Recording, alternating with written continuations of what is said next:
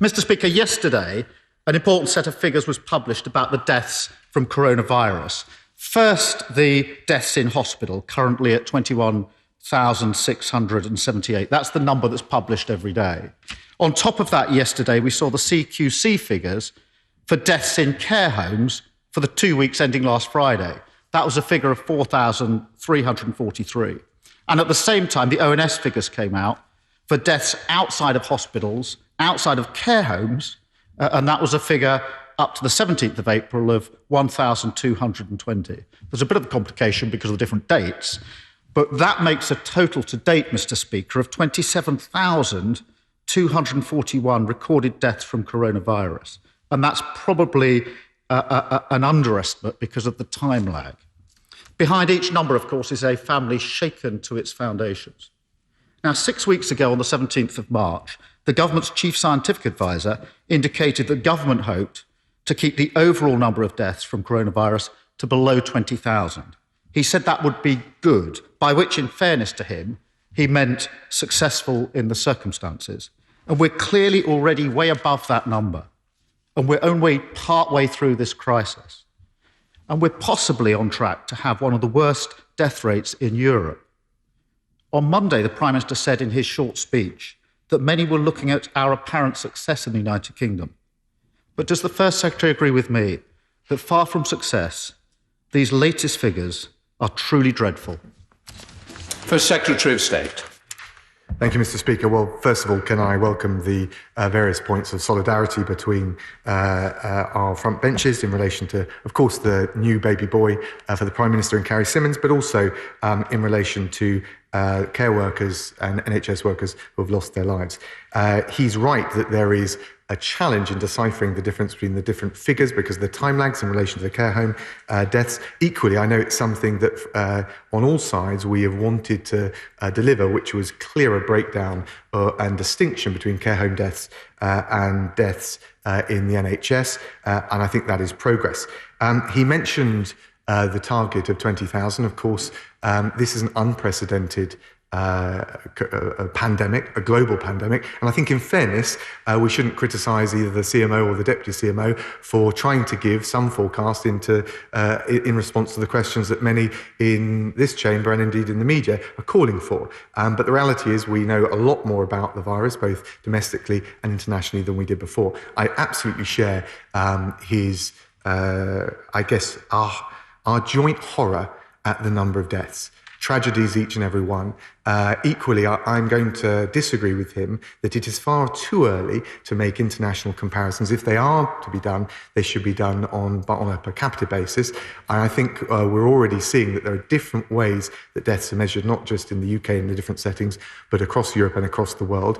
And of course, this is a very, as I've said, delicate and dangerous moment in this pandemic, which is why, with the greatest respect, I think we do need to wait until we've got further evidence from SAGE before moving towards a transitional phase or a second phase, and it would be irresponsible right now and to start setting out in detail what proposals we might come up with in advance of having that advice from SAGE. Keir Starmer. Thank you, Mr. Speaker. Can I make clear, I wasn't criticising the experts. I was pointing out the difference between what had been hoped for and where we'd got to.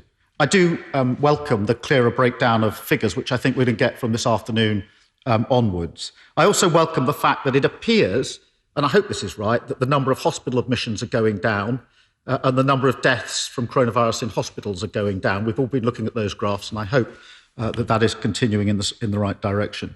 But from yesterday's data, it appears that that just isn't the case in care homes. They show that deaths in care homes appear to have been rising even while hospital deaths have been falling.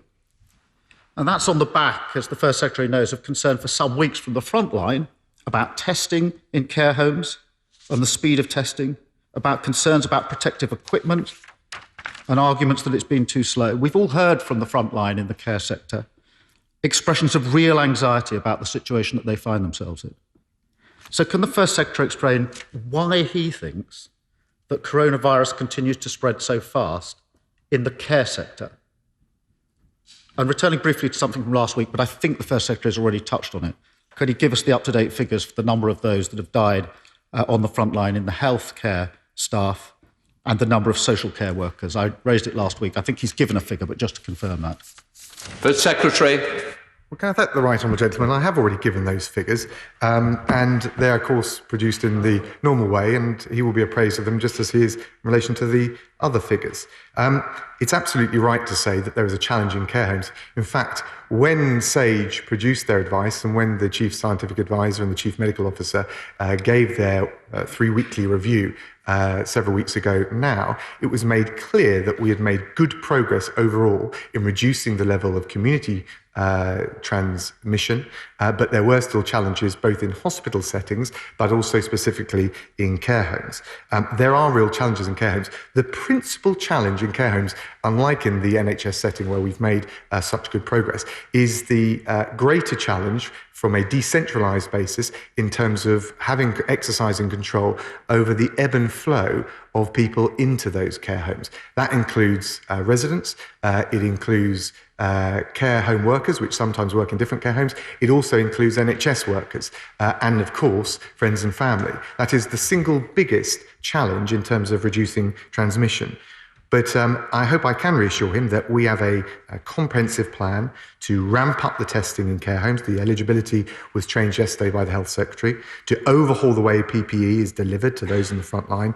And we're also expanding the workforce by 20,000 through a new recruitment campaign. But there is no doubting, Mr. Speaker, and I will not shy away from saying in front of the right honourable gentleman that this is a challenge, but it is a challenge that we must grip and that we can grip to make sure that those in care, we can get the numbers down in care homes as we've seen in hospitals and as we've seen in the country at large. Keir Starmer. Thank you, Mr. Speaker. Just on the back of that answer, I think on the MAR programme on Sunday, the First Secretary said that deaths in care homes were falling in line with those in hospitals. That doesn't appear to be borne out by the figures, unless there are some figures we haven't seen. I just wonder if the First Secretary could take a moment to clarify that when he next gets up. Yesterday was Memorial Day for all those who lost their lives at work. And it's really important that we honour and remember all those who died, whether from coronavirus or from anything else. But it's also important we redouble our commitment to protect all those at work. And that's why protective equipment for the front line is so crucial. Now, I recognise the challenge the government faces on this. I recognise that getting the right piece of equipment to the right place every time is very difficult. But lives do depend on it. And it is 10 weeks since the Health Secretary declared that there was a serious and imminent threat to life. And you'd hope that by now things will be getting better, not worse. Yet a survey of the Royal College of Physicians, published on Monday, reported that 1 in 4 doctors are still not getting the protective equipment that they need. And the RCP president was quoted in these terms, his words on Monday: "It's truly terrible that PPE supply has worsened over the last 3 weeks rather than improved." Now, I know that's not where the First Secretary or the government want to be, with indications from the front line that things are worse, not better. But he must recognise this is a plea from the front line. So can I ask the First Secretary, what's going on and how soon can it be fixed? First Secretary. Can I thank the right honourable gentleman? First of all, in relation to the care home data, obviously we've seen the latest data come out. There are some positive signs, but I think they're frankly within the margin of error, and we need to be very focused that there is a challenge in care homes and we've got a plan in place to grip it. So there's no sugarcoating that issue. I take exception with him suggesting that things are getting worse, not better. That is not true overall. We have shown through the social distancing measures the overwhelming commitment to them by the public and our efforts to ramp up capacity, particularly ventilator beds, critical care capacity in the NHS, that the two central limbs of our strategy, which is to flatten the peak that we're going through, which if we hadn't done, the death toll would have been even worse, and also to make sure that the NHS ability to cope, those two critical elements of the strategy have worked to date, and it's absolutely important that we keep up the effort on all of that. In relation to PPE, again, he must, when he addresses this, recognise that we face an international, a global supply shortage. Every country, when I pick up the phone as Foreign Secretary and I speak to leaders, foreign ministers, counterparts around the world, are facing this. And we are now the international buyer of choice. We have had 22 flights of PPE and ventilators from China just this month, in the last week, over 1.5 million masks from China, 3 flights from Turkey with gowns and face protection, 140,000 gowns from Myanmar, and we brought in Lord Dayton, Noble Lord from the other place, Lord Dayton, to ramp up our domestic production, supply and distribution. So he's right, there is challenges on the front line. There's no minimising or sugarcoating any of those cris de coeur that he mentioned. I feel animated, inspired to do even better, but he needs to recognise on PPE that there is a global supply shortage, and we're doing absolutely everything we can to make sure that those on the front line get the equipment that they need. Keir Starmer. Thank you. I do recognise the efforts that are going on. The First Secretary says he takes exception to what I said about things worsening. I've tried not in this to base anything on my own personal opinion, because I don't think that's helpful. What I was quoting was the Royal College of Physicians, those on the front line. So it's not my view, it's their view. And I've tried to be careful to stick to the data and the evidence rather than just coming up with an opinion. Can I ask the First Secretary about testing? Now, it's clear there's been an increase in testing in the last week and since we were last at the dispatch boxes, and I welcome that. And yesterday, the government announced further extension and expansion of testing, and I welcome that as well. But there are obviously still significant problems. The government reported figures for Monday show a capacity to test of 73,000, which has gone up. It's the highest it's ever been. But only 43,000 actual tests were carried out. And when you drill down into the figures, only 29,000 people were actually tested. So the number of people tested was 29,000. Now, last week, the First Secretary said the problem was not capacity, but there was a lack of demand. I wasn't convinced, to be honest. But now we know demand's gone through the roof. We know sites were unable to cope with the numbers of people trying to book tests. So obviously demand isn't the problem. Yet on Monday, 30,000 tests that were available weren't used. Now, I'll have to recognise that the 100,000 a day by Thursday was only ever a staging post, and perhaps the exact date doesn't matter as much as some would think. On the March the 12th, 7 weeks ago, the Prime Minister made clear his plan, and his plan was to ramp up daily testing to 250,000 tests a day. I agree with him on that. I think that's the scale we should be at. So can the First Secretary clarify that the 250,000 tests a day is still a government target? And if so, roughly when he thinks the government will hit that target? First Secretary. Can I, Mr. Speaker, and I thank the right honourable gentleman, just on this issue of things getting worse. I understand the point he wants to make about PPE. It's an absolutely valid point, but I don't think it should be elided into the broader critique that overall things are getting worse. As we come through the peak of this virus, we start to get deaths down. We've got to focus on driving them down even further, and in particular, making sure that we don't risk a second spike by increasing the transmission rate. And I think the right honourable gentleman could take time just to recognise our success on social distancing and critical care capacity, which has allowed that to happen. On testing, we now have 73,400 tests capacity every day. That is almost double from the point at which we were at the dispatch box last week. On daily tests carried out, the figure is now 43,563, which is up from well over double the 18,000 from the point at which we were at last week. In relation to capacity and demand, when we talk about demand, when the NHS talks about demand, they're talking about the numbers of tests actually carried out, people not just being willing to come forward, but actually being able to come forward. And what we've done to make sure that we ramp up the testing as swiftly as possible is not just the extension and the widening of eligibility last week, but we've gone further and we've now said anyone who needs to go to work and says that they can't just work remotely and they have symptoms, we will widen the eligibility to them. Anyone over 65 with symptoms will also be able to action those tests. And of course, it will be, and it comes back to his earlier point, available to all care homes, all care home residents as well as staff, whether they're symptomatic or not. This is incredibly important. We are on track to make huge progress. And of course, he's right to say that the 250,000 target is still an aspiration. I'm not going to put a date on it, but the key point is the 100,000 milestone. very important to me. We're making good progress, is only the first stepping stone towards testing, which is essential to the wider testing, tracking and tracing regime we'll need as we transition to the second phase. Can I just gently say to both front benches, we're really going to have to put some speed up so we'll not get anybody else in today. Keir Starmer. Thank you, Mr. Speaker. The First Secretary invites me to recognise the good work on social distancing and on critical care capacity. Can I do that unreservedly? It's been an amazing piece of work, particularly the ramping up of capacity, and I send my thanks to all of those that have been involved in it. I'd absolutely recognise it.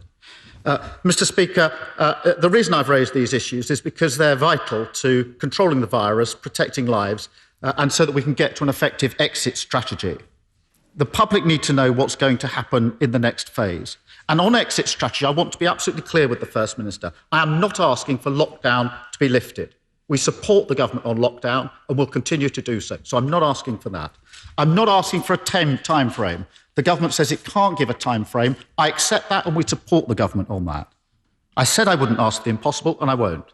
What I'm asking for is the government to be open with the British people about what comes next.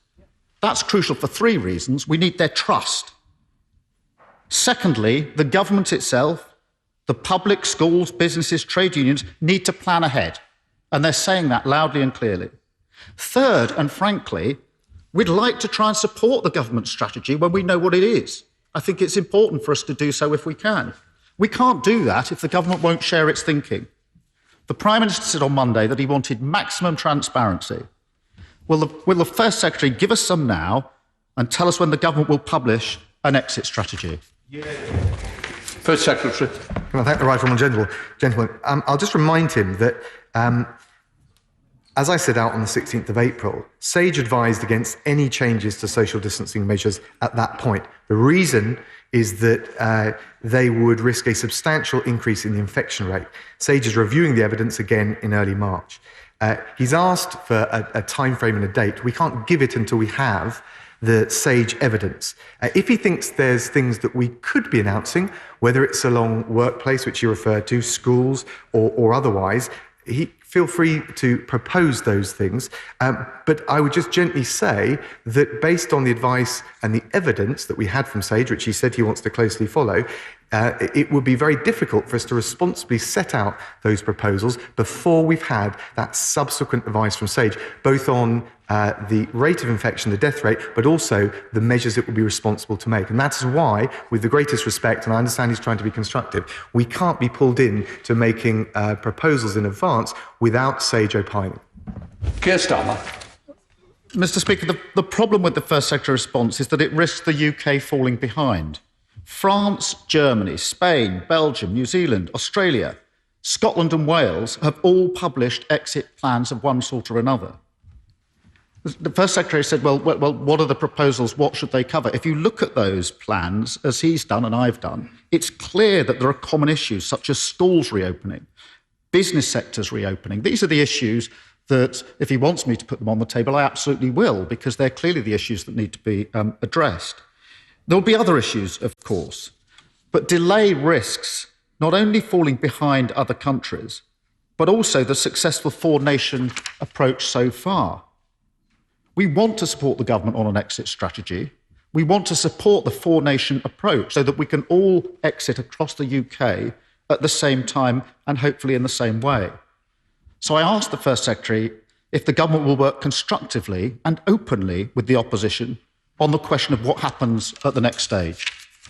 First Secretary of State. And I thank the right honourable gentleman. We certainly will engage, and I've enjoyed the telephone calls with opposition leaders, including himself. But can I also just gently say that if he's suggesting that we can set out concrete proposals now, despite clear evidence and advice from SAGE, that we should wait for their review of evidence in the next week or so, I would gently say that is the wrong thing to do. And if he thinks he knows better than SAGE and the scientists that have suggested that, he needs to explain it. He talked about the Scottish Government. The Scottish Government have not set out an exit strategy. I read through very carefully their 25-page document. It was eminently sensible, and it was grounded in the 5 tests that I set out on the 16th of April. He talked about some of the other European countries, but he will know, because I know he's an assiduous follower of the international evidence, that Germany is now having to think twice about easing up on the measures because of the risk of a second spike. This is exactly the risk that the Governor of the Bank of England referred to last week, that I referred to on the 16th of April, and that Sage and the scientists have been referring to. And I just, again, the right honourable gentleman is trying to, and is succeeding in engaging in a very constructive way. He has a strong professional reputation when he was DPP for being guided by the evidence. That is much to his credit. Can I just gently say he shouldn't abandon that rigour now? So Desmond Swade. Will garden centres and nurseries be allowed to reopen in short order? First Secretary. I thank my right honourable friend for cutting straight to the chase. I totally appreciate the value of garden centres and nurseries. The current advice, as I've indicated from Sage, was that relaxing any of those measures, including the ones that he refers to, would risk damage to the public health, our economy, and frankly the progress that we've made, the sacrifices so many have made, the lives that have been lost. But can I reassure him that they looked specifically at garden centres, and we will continue, as I've indicated earlier, to keep the evidence on each individual measure under very close review. We go across to the Leader of the SNP, Ian Blackford. Ian Blackford. Thank you, Mr. Speaker, and can I send my congratulations to the Prime Minister and to Carrie Symonds on the birth of their son, and long life and happiness to the newborn. Mr. Speaker, we are 2 months away from the deadline on approving an extension to the Brexit negotiations. Michel Barnier has been clear. The UK is refusing to engage seriously on a number of fundamental issues. The government is shamefully gambling our economic future with a no-deal Brexit in the middle of a health emergency. Why is the government threatening to isolate our economy at the end of the year during the biggest economic crisis of our time? First Secretary. Can I thank the honourable gentleman and join with him in sending those messages of goodwill to Carrie Symonds and the Prime Minister, and of course their new baby boy.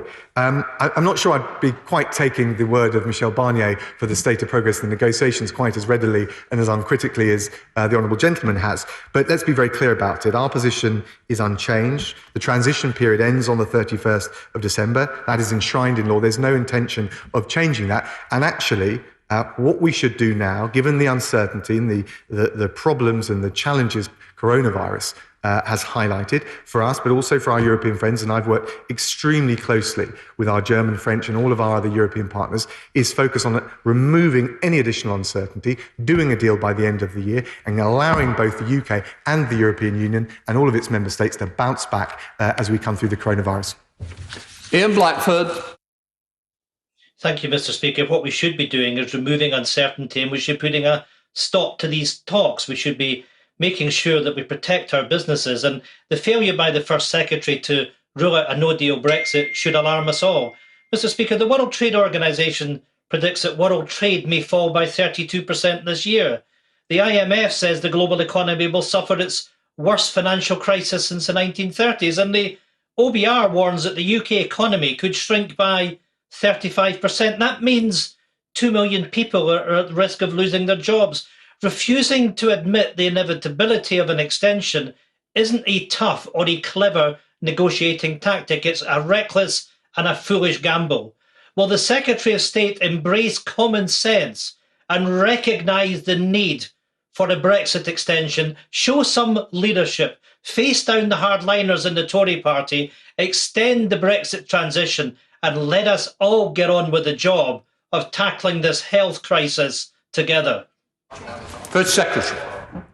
Can I thank the honourable gentleman? So first of all, if his desire is to avoid more uncertainty, then the right thing for us to do is double down, get a deal by the end of this year. If his desire is to dig ourselves out of the economic challenges that we, the European Union, the world face, then the answer isn't to engage in protectionism, but to do this deal, give a shot in the arm to businesses on both sides of the channel, and that is what we're absolutely wholeheartedly focused on doing, and we're doing it as one United Kingdom.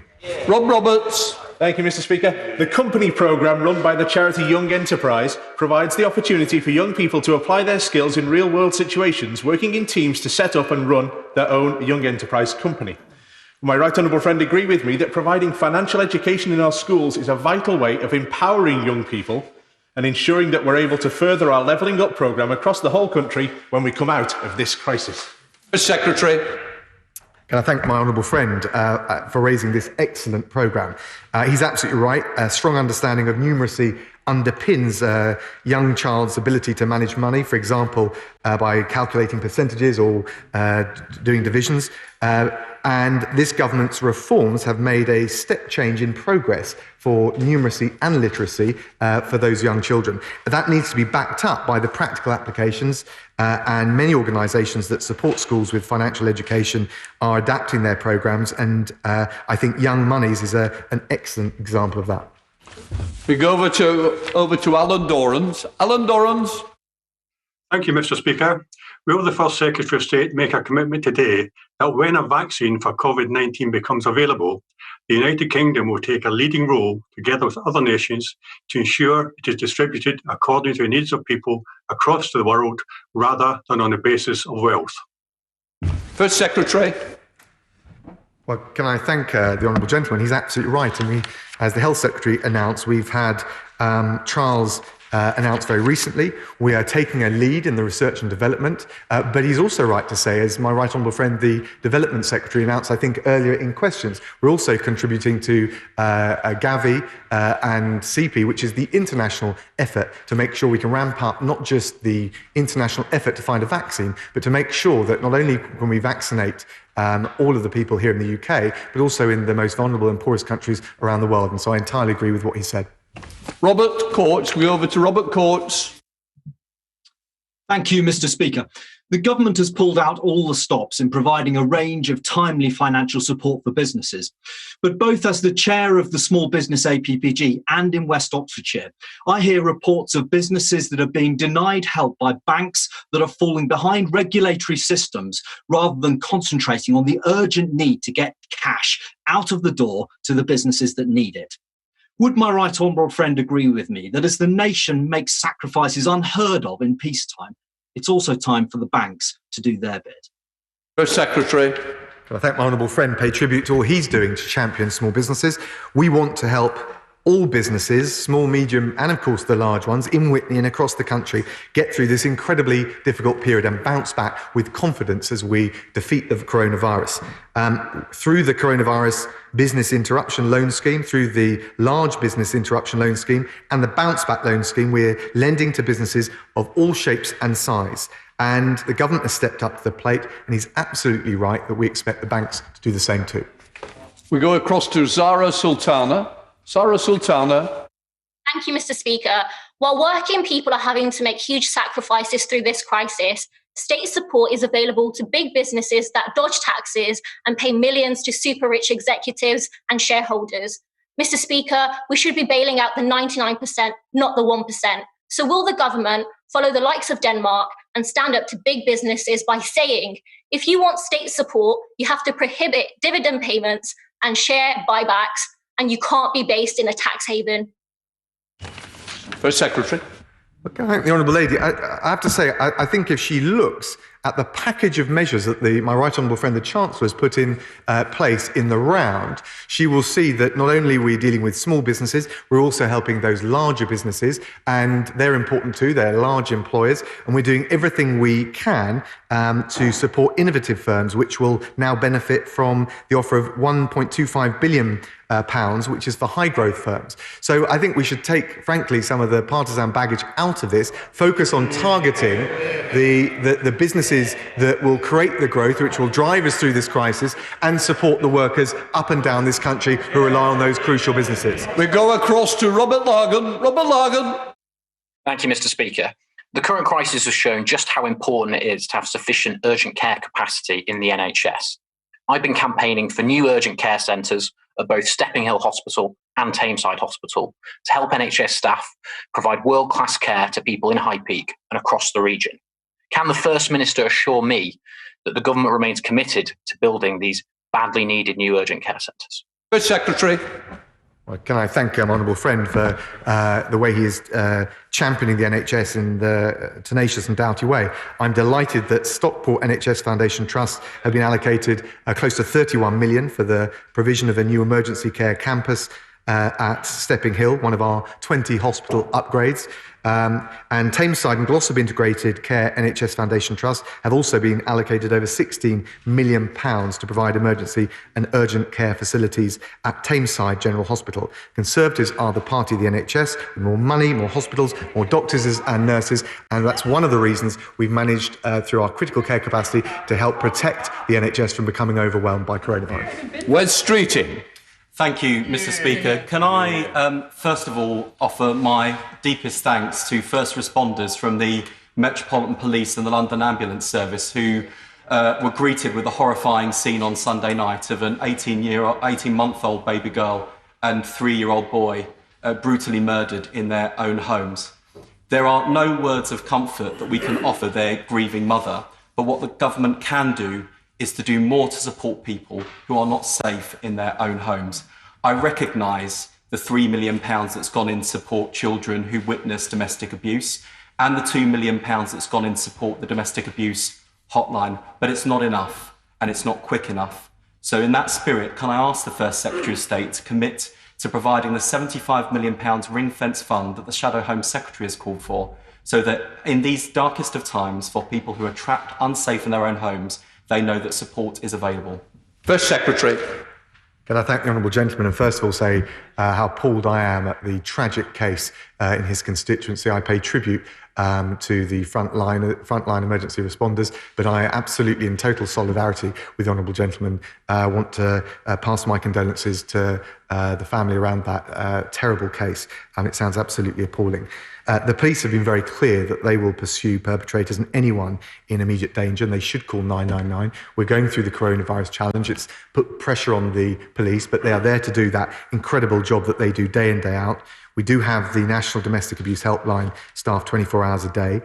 We're supporting charities and others supporting victims of domestic abuse with £750 million.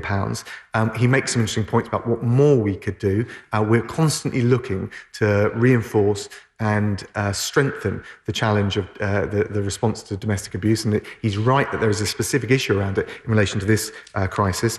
The domestic abuse bill had its second reading yesterday, and that will help take our response to the next level, and also is an opportunity for him to make further proposals in due course. Shirley Schwab. Thank you, Mr. Speaker, and may I join in the congratulations to the Prime Minister and Carrie Symonds on the birth of their son. Mr. Speaker, I was recently speaking with a lady who, very sadly, lost her husband in hospital to COVID-19. She spoke of the fantastic care given to her husband by the NHS staff, but she also spoke of the incredible support that she and her family received from those same NHS workers. Would my right honourable friend join me in congratulating the NHS staff not only for caring for those who are ill, but also for the wonderful support they give to their loved ones? The Secretary. Can I thank my honourable friend? Can I first of all pass on my very deepest condolences to the widow in his constituency? I, along with other ministers, have the grim task of reading out the total death toll at these press conferences, and I always walk away ashen-faced at what this must mean for individual families up and down the country. He's right to pay tribute to the NHS, who are doing an amazing job, and all of us, I think, across the House, paid tribute to them and the care workers with our minute silence in particular yesterday. But I think he's absolutely right also to say that they're not just there to treat the physical condition, whether it's of coronavirus or otherwise. They do an amazing job as providers of emotional support for patients and their families, and I think that's something which is too easily overlooked as we come through this crisis. Going over to Geraint Davis. Geraint Davis. Mr. Speaker, the UK opted out of the EU joint procurement of PPE, ventilators and medical equipment. Can the First Secretary confirm that whether this was a political or commercial decision, and take this opportunity to say that we will take any future opportunity to join any EU scheme that helps to safeguard supplies to our NHS in order to avoid any preventable deaths in our communities or in the NHS or care services? First Secretary. Thank the honourable gentleman. I mean, as you'll know, because it's been made clear by the government and clarified when it wasn't clear, the original issue was a failure of communication. We didn't get the original invitation to tender, if you like. It's very clear to us that the schemes in relation to the first batch of EU-wide procurement would not have made any significant extra difference or added any value to what we're doing here. I can tell him that we will look at any future procurement-wide initiatives, for example, on therapeutics. I can also just reassure him, one of the things that we're doing is working very closely with our European partners on returns and repatriations, and that's something where we have taken advantage of EU-wide schemes if it can help us share costs, and that's the collaborative internationalist approach that the UK government takes. Mark Pritchard. Sector is vital to Shropshire's economy, employing thousands of people. And notwithstanding his earlier response to my right honourable friend, can I ask that in any economic unlock, that in phase one, the garden centres and nurseries, seasonal nurseries, will be allowed to open, albeit with careful and considered strict guidelines? First Secretary. I thank my honourable friend. Second plea for garden centres and nurseries is absolutely right, and I understand entirely why it's so important, both economically but also socially, particularly for certain members of our community for whom it will be an important means of getting outdoors and getting out of the lockdown. Sage has already considered it once. I know it will consider garden centres and nurseries again, and I know he will expect us to continue to be guided by the evidence, but he has made his point in a powerful way, and it's certainly very firmly registered that this is an important area for us to look at for the future. Alex Cunningham. Go over to Alex Cunningham. Thank you, Mr. Speaker. There's never been sufficient nursery places to meet the extra demand created by the Child Care Act 4 years ago, and now things are set to get worse. I've received a huge number of emails from local nursery managers and workers angry at the government for failing to take action to protect early years workers during the coronavirus crisis because they're not entitled to access the furlough scheme. What will he do to sort this out and ensure that these nurseries still exist once the crisis is over? First Secretary. Well, this is a hugely challenging time for nurseries as it is for schools and other small businesses. The Chancellor has set out the range of support that's available. It's widespread. It covers all sorts of different areas. But of course, in relation to nurseries or any other sector that is finding the challenges too much to bear as we go through this crisis, we will, of course, make sure we look at them afresh and see what further can be done. Saqib Bhatti. Over to Saqib Bhatti. Thank you, Mr. Speaker. I'd like to begin by echoing the congratulations that have already been given to the Prime Minister and his fiancée on the birth of the baby boy. I hope they're all in good health. Mr. Speaker, over the weekend, there was a double stabbing in my constituency. In light of this, will my right honourable friend join me in calling on the Police and Crime Commissioner to reverse his decision to close the local police station? And what reassurances can he give the House that as we emerge from this lockdown, we are protecting our communities from the scourge of knife crime? First Secretary. I thank my honourable friend, and it's a tragic but timely warning that some of the persistent social challenges that we face around knife crime or any other kind of crime will persist and not just stay at home because of coronavirus, although overall the level of crime has come down. Can I pay my very deepest sympathies with the families of the victim in his constituency. And can I reassure him we've committed to recruiting 20,000 more police officers over the next 3 years. We're making it easier for the police to exercise stop and search powers. We're ensuring that more perpetrators go to prison and for longer. He will know that it's for PCCs to decide on how and where to spend their resources, but I pay tribute to him for being a tenacious and doughty champion for the the crime issues and the policing that needs to take place in his constituency. We go over to Alison Thoulis. Alison Thoulis. Thank you, Mr. Speaker. Many businesses in my constituency and around the UK shut their doors on public health advice, and they're now finding that insurers are refusing to pay out on business interruption policies. So I ask again, will the UK government intervene and stand behind these claims so that no business loses out for doing the right thing? First Secretary. And I thank the Honourable Lady. I don't think it's the right thing to do to stand behind all of the claims, but we certainly do and continue to liaise with the insurance industry to make sure, as far as is legally and practically possible, they're showing the flexibility as people and particularly the consumers of those insurance policies come through this very difficult time. We go over to David Mundell. David Mundell. Mr. Speaker, I'm absolutely delighted to be able to connect with you this week. I've finally escaped from the Zoom waiting room, and in so doing, I can pass my congratulations to Carrie Symonds and the Prime Minister on the birth of their son. Mr. Speaker, I have a large number of haulage companies in my constituency, and I'm sure the First Secretary will recognise that lorry drivers are key workers during this crisis, transporting goods across our United Kingdom.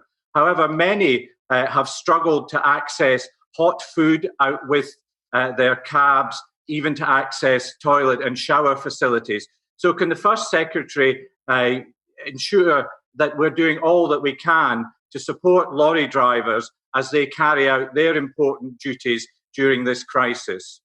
First Secretary. I thank my right honourable friend and say it's always good to see him, even via Zoom, or especially via Zoom. Can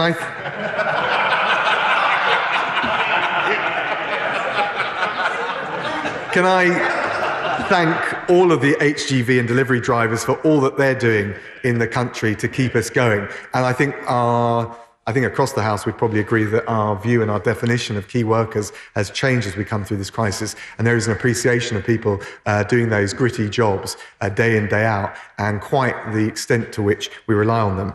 All motorway service stations in England currently remain open to road users. That is why the Transport Secretary is continuing, based on the concerns he's rightly raised, to work with motorway service operators to ensure as many facilities within those individual service stations remain open as possible, to make sure HGV drivers can take a break and use whatever facilities they need before they go back to work. And he raises an excellent point. Dave Dugan, go across to David Dugan. Thank you, Mr. Speaker. The Chancellor said of his COVID-19 response that we will not leave you behind, we all stand together. He then delivered a financial package that did leave behind hundreds of my constituents in Angus and thousands more across these islands by a government who will refuse to introduce a universal basic income. Just like my constituent in Arbroath, who could not be furloughed by his former employer, and because of Treasury rules, neither can he be furloughed by his new employer. So now, after 44 years of working, he's been cut adrift as collateral by this government. What is the First Secretary's advice to my constituent? Well, can I thank the honourable gentleman and just say to him, we don't support universal basic income, mainly because given our precious resources at such a challenging time, it wouldn't target it at those who need it the most. In total, Scotland will receive a cash boost over £3 billion to tackle the coronavirus. So the financial support from the UK government is going there. That's on top of the UK military support with things like mobile testing and the airlifting of patients from some of the island communities in Scotland. And we're also expanding testing capacity right across the UK with centres recently opened in Glasgow, Aberdeen and Edinburgh. We'll get through this crisis and we'll do so as one United Kingdom. Dame Cheryl Gillan. Dame Cheryl. Thank you very much, Mr. Speaker. Can I associate myself with the remarks of the First Secretary and send congratulations to the Prime Minister and Carrie? Research from the All-Party Parliamentary Group on Autism found that before the coronavirus crisis, more than 2 in 3 autistic adults were not getting the support they needed. Sadly, in some areas, emergency powers to ease duties under the Care Act have had to be triggered. Can my right honourable friend guarantee that autistic people will not be disproportionately affected by these changes? And will he publish which councils have to resort to emergency powers? First Secretary. I thank my right honourable friend. She raised a really important point. And of course, we want to make sure all autistic children or any other children with special needs going through this terrible crisis are as protected as we possibly can. I think when it comes to looking at the future arrangements for schools, on top of the key workers, we've got to make sure that we do as much as we can to protect vulnerable children and particularly those with particular needs.